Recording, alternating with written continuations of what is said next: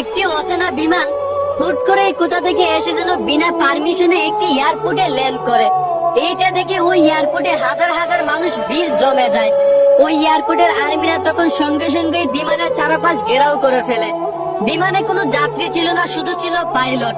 আর্মিরা পাইলটকে বিমান থেকে নামায় এবং ওই পাইলটকে নিয়ে যায় থানায়। তাকে জিজ্ঞেস করা হলো, তুমি হুট করে কেন বিনা পারমিশনে তোমার এই বিমান এই এয়ারপোর্টে ল্যান্ড করলে? পাইলট তখন উত্তরে বলল, আমার বিমানের তেল ফুরিয়ে গিয়েছিল আর পারমিশন নেওয়ার মতো সময় আমার হাতে ছিল না, তাই আমি বাধ্য হয়ে এই এয়ারপোর্টে বিমানটা ল্যান্ড করিয়েছি। কেন জানি পাইলটের এই কথাগুলো আর্মিদের বিশ্বাস হচ্ছিল না।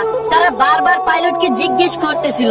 এরকম করে পাইলটকে সারা রাত ওই থানায় রেখে দেওয়া হয় এবং তাকে বারবার জিজ্ঞেস করা হয় যে আসলে তেল ফুরিয়ে যাওয়ার কারণে তুমি এইখানে বিমানটা ল্যান্ড করিয়েছো নাকি এটা শত্রুদের কোনো ফাঁদ।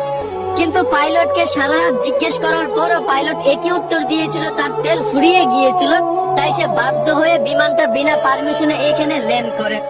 তারপর সকালবেলা আর্মিরা পাইলটকে ছেড়ে দেয় এবং তাকে খুব কড়া ভাবে বলে দেয়, নেক্সট টাইম কখনোই কোনো পরিস্থিতিতে যেন এই এয়ারপোর্টে বিমান বিনা পারমিশনে ল্যান্ড না করানো হয়।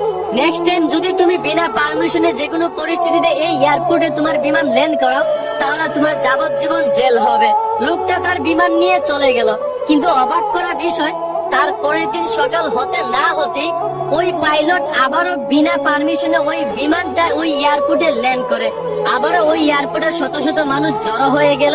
আর্মিরা সঙ্গে সঙ্গে ওই বিমানটাকে আবারও ঘেরাও করে ফেললো। কিন্তু ওই বিমানে তখন একজন যাত্রী ছিল, আর ওই যাত্রীটা হচ্ছে একজন মহিলা। আর্মিরা ওই মহিলা এবং পাইলটকে সহ বিমান থেকে নামালো এবং পাইলটকে জিজ্ঞেস করলো, তোমাকে না গতকালকে খুব কড়াভাবে নিষেধ করে দিয়েছি তুমি যে কোনো পরিস্থিতিতে বিনা পারমিশনে এই এয়ারপোর্টে তোমার বিমান ল্যান্ড করাবে না, তারপরেও তুমি কেন বিনা পারমিশনে তোমার এই বিমান এই এয়ারপোর্টে ল্যান্ড করালে? আর্মিরা বলল, তোমার কি জীবনের ভয় নাই? পাইলট তখন উত্তরে যা বলল সেটা শুনলে আপনারা অবাক হয়ে যাবেন। পাইলট বলল, আমার জীবনের অবশ্যই ভয় আছে, তার চাইতে বড় ভয় হচ্ছে এই মহিলা। এই মহিলা হচ্ছে আমার স্ত্রী। তাকে আমি আজ সারা দিন ধরে বুঝাইতে পারতেছি না যে গতকাল রাতে আপনারা আমাকে আটকিয়ে রাখছিলেন। সে বলতেছে আমি নাকি কোন বেডির লগে সারা রাত কাটাই আসছি।